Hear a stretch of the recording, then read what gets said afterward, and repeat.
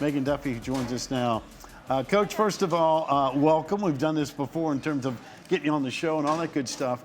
But this is a whole different universe too, right? You get a chance to really rub elbows with everybody. Yeah, this has been a special couple days so far.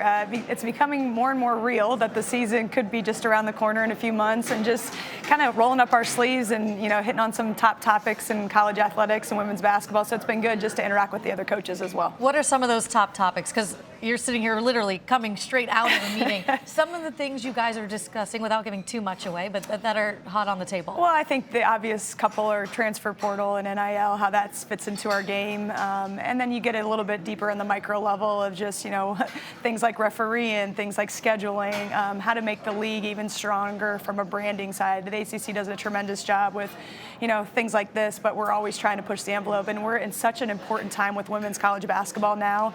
The ratings are up from television. The star power is at its best it's ever been. So how can we continue to capitalize on that? So it's been really interesting to learn more about that, see where everybody, sits on it, and then try and make improvements as we get into a new season. I would think your perspective is interesting because, number one, you're a newbie, which is always fun, but there's also Cal, Stanford, and SMU. So we got new coaches, we got new teams. I'm sure the dynamics in the room are kind of interesting as well. Yeah, there's 6 new coaches on the women's side, so 3 with some coaching changes, and then you bring 3 universities in. So it's really neat just to hear different perspectives of how operational things have happened in different leagues and just your experiences. And then you also lean on, the other coaches who have been in the league for a little bit different longevity, just to hear their opinions. And I think some of us new people sit back a little bit and make sure you listen first as a good leader, right? And then put your 2 cents in as you go. So with 6 new coaches, when it was like your first day of school or your first day of work and they make you sit at a table, they're like, say your name, where you're from, and one fun fact about you. Did you guys have to do that in these rooms? We did. How did you know that? I knew it. It's like inside I'm not in these meetings. That. Okay, so what's the fun fact that you share? You always have to find something random. Yeah, and it was interesting because I said, Megan Duffy, Virginia Tech. I've been here for now 5 weeks. Right. Different than when I talked to you guys, probably like on day 2. And then it was like your fun fact. And we got a puppy. So my husband and I got a puppy in the middle of last college basketball season, and we named her Millie after Milwaukee, where I was at Marquette. So now got a good chuckle of like, okay, now you just have the memories of that versus now you're in a new city in Blacksburg. Love it. Millie, what kind of dog is Millie? A little mini golden doodle. Love it. Oh, yeah. We're dog friendly show, so. Well, Millie's going to need a friend. Yeah. That's how it works, right? Yeah. Works. As far as the topics, though, before we get to your team, you talked about branding and everything else, but the sport has never been in a better spot. But with that said, you can't just sit there and put it in neutral and say, hey, we've arrived, we're good to go.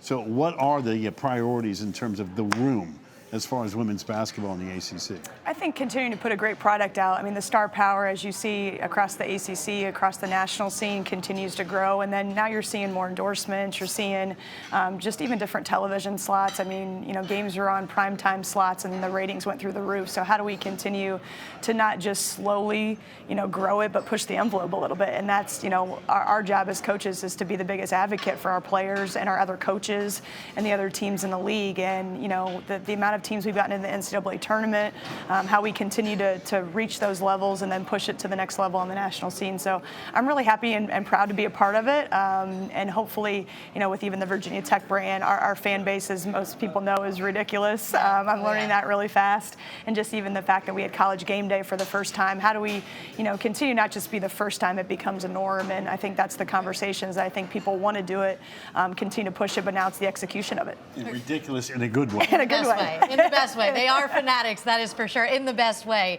They're loyal, no doubt about that.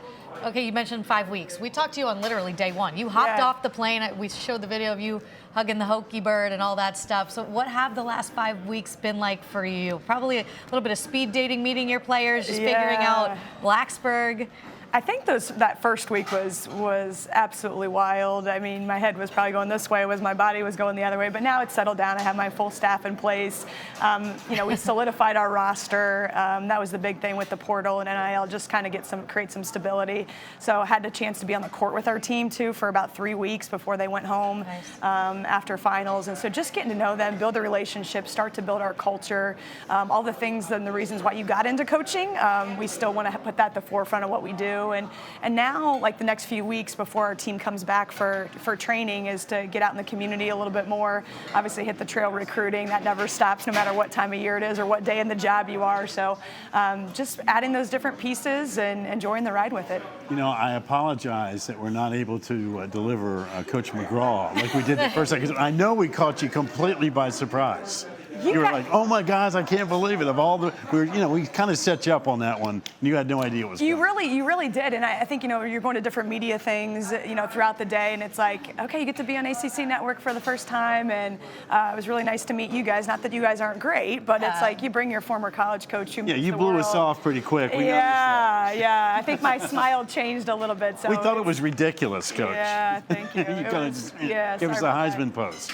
but that was awesome just to spend some time with her, and she always says nice things to me, which is great. She's awesome. For people who didn't see that and don't know, obviously you played for her and you know her so well. What's something you took from Coach McGraw in your history that you apply now as a head coach? I think she had a great balance of being a phenomenal person with high character and about as intense and fiery as you can get. She paved the way for women's athletics, specifically, starting at Notre Dame, and then it just grew to the national scene. And what's nice is that she's, constantly giving back now in her retirement, whether it's somebody like me, women who are coming up the coaching ranks, and just even her impact, in Congress and some different, committees and leadership roles she has. It's really tremendous and still just a phenomenal role model for all of us. Right. What's next on the agenda? I mean, other than what you're going to take care of here before you head back to Blacksburg, what's the summer look like? Well, I'm trying to get some lunch first, and then we got some meetings. We'll get you fed, I promise you. We won't keep you from that. Just meetings here, and then heading back. We have a recruiting weekend coming up, so we'll all scatter on the road and hit up the AU tournaments and continue to build that side of it. And then the team will be back before you know it, and laying the foundation for our culture and our team coming up. Who's watching Millie?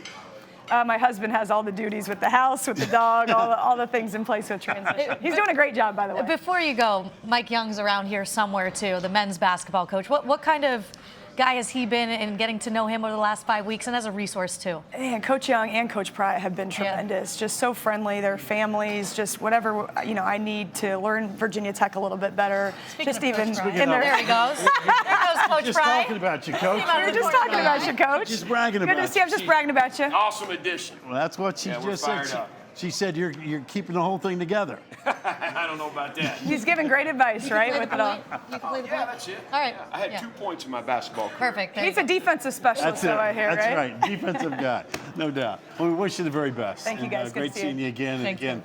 My name is. I know you got the Hello My Name stickers on, right? Yep. And I have a dog named Millie. And a dog named Yeah. Millie. That's all you Good need to to go. know. Keep up the good work. Thank you all.